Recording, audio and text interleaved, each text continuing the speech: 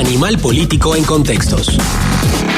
Y le damos la bienvenida a París Martínez, que nos habla sobre la resolución de la Suprema Corte de Justicia sobre los ataques a la paz pública. París, muy buenos días, te saluda Juan Ceballos.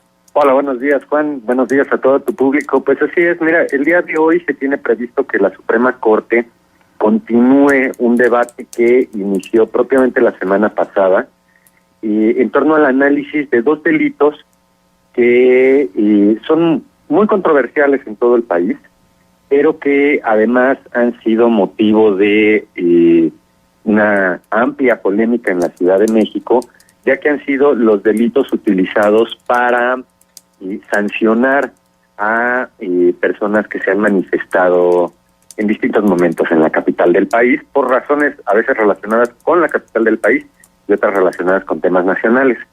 Efectivamente, la semana pasada, el miércoles 24, la Suprema Corte de Justicia de la Nación discutió la constitucionalidad del delito de ataques a la paz pública. Este es un delito, hay que recordar, que existe en México pues desde los años 40. En 1941, por primera vez, se inscribió en el Código Penal el delito de disolución social, que pues era básicamente el mismo delito que para los años 70 fue nada más rebautizado como ataques a la paz pública. Este delito establecía una pena hasta 2012 de hasta 30 años de prisión por cualquier tipo de acto que a ojos de la autoridad fuera eso considerado como una perturbación al orden. Luego de que un manifestante detenido en 2012 presentara un amparo, la Suprema Corte decidió atraer la discusión de este amparo y analizar si efectivamente había motivos para imputarle a este joven este delito, pero también para analizar si había motivos para que este tipo de actitudes fueran calificadas como tal. La Suprema Corte determinó en primera que el delito de ataques a la paz pública falta al principio de lo que se denomina taxatividad, es decir, que el delito sea claro. En este caso, se consideró que el delito tal como estaba redactado habría un amplio margen para la discrecionalidad.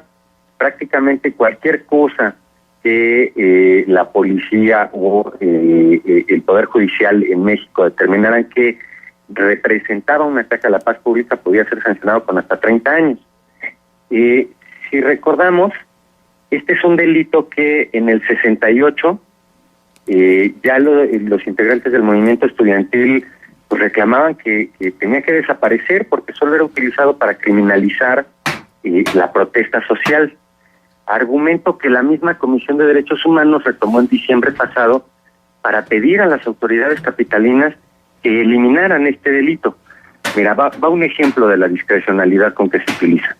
En el año 2012, cuando fue la asunción del presidente Enrique Peña Nieto, hubo, como se recordará, pues grandes protestas en la Ciudad de México, e incluso con expresiones de violencia. Sin embargo, las autoridades capitalinas capturaron a 100 personas, acusándolas del delito de ataques a la paz pública, a las cuales después se demostró con videos captados por las mismas cámaras de seguridad del DF, que pues, en todos los casos se trataba de personas inocentes, a las cuales se les había acusado de este delito pues un poco pues a ciegas, ¿no? Sin tener en realidad evidencias, aprovechando que es un delito que prácticamente se podía imputar sin presentar pruebas, con el solo dicho de la autoridad. En diciembre, estas personas fueron detenidas el 1 de diciembre de 2012, y antes de que concluyera el mes, la misma Asamblea Legislativa reconocía que se había utilizado mal el delito y decidió reformarlo para hacerlo un delito no grave, solo que seguía existiendo. Es decir, aquellas 100 personas detenidas en 2012 terminaron saliendo libres al considerarse que no había pruebas en su contra, pero también porque la Asamblea Legislativa había modificado el trámite y ahora todas esas personas podían acceder a libertad bajo fianza, dijo, ¿no? Bueno, la discusión siguió y durante 3 años en la Ciudad de México y se siguió utilizando este delito para criminalizar a las personas, o bueno, sin juzgar, para presentar ante el Ministerio Público a personas detenidas durante manifestaciones. Y en todos los casos, pues, el común denominador era ese, que no es un delito que se presenta sin pruebas. Entonces, bueno, el pasado miércoles la Suprema Corte determinó que por falta de claridad en la redacción de este tipo legal, pues era absolutamente inconstitucional.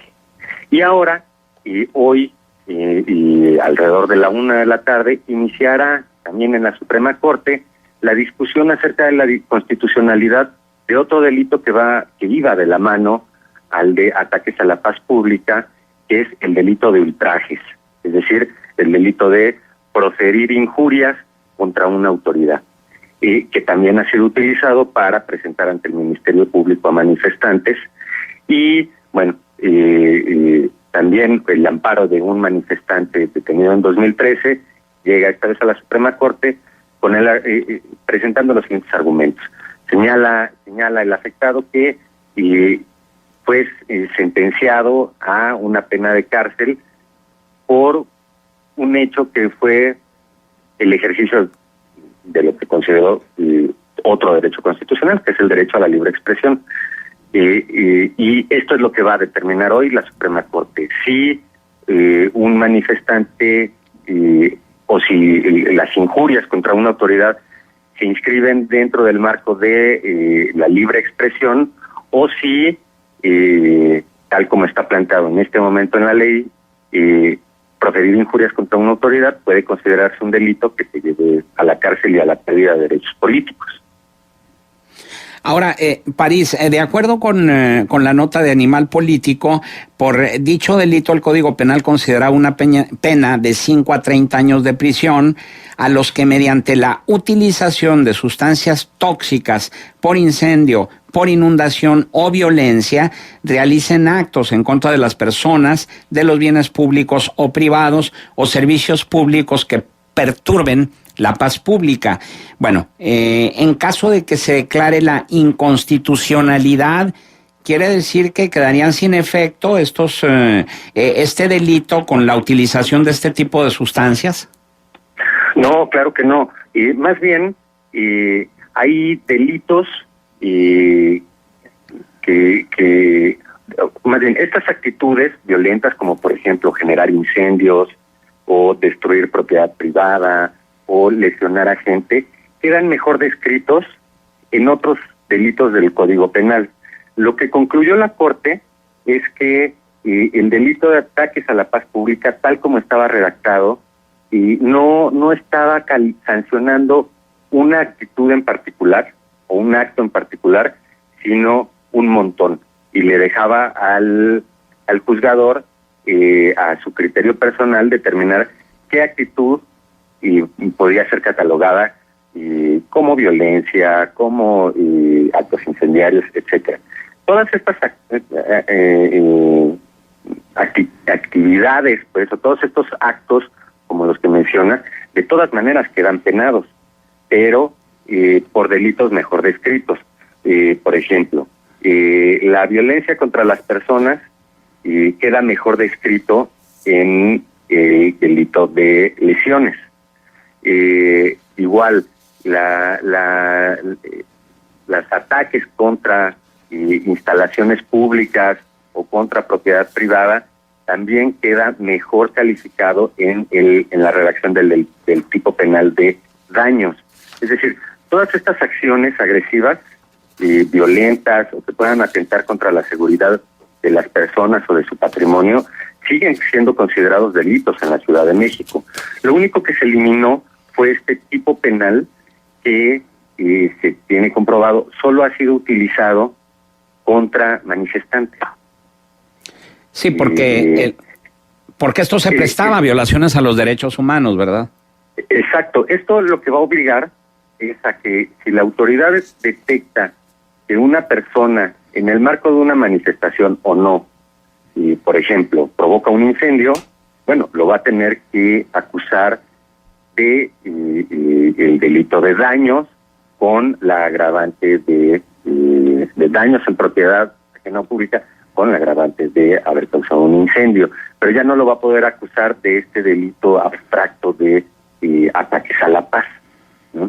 Entonces, vamos, esta es una medida positiva que va a obligar, que va a dar certeza a la seguridad jurídica de las personas que se estén manifestando o no, de que no van a poder ser acusadas de un delito pues poco claro, pero también le va a dar, orienta a la autoridad acerca de cuál debe ser su proceder. Obviamente lo deseable es que la autoridad esté pendiente de que no se cometan actos fuera o dentro de manifestaciones que afecten a terceros en su persona o en sus propiedades, ¿no?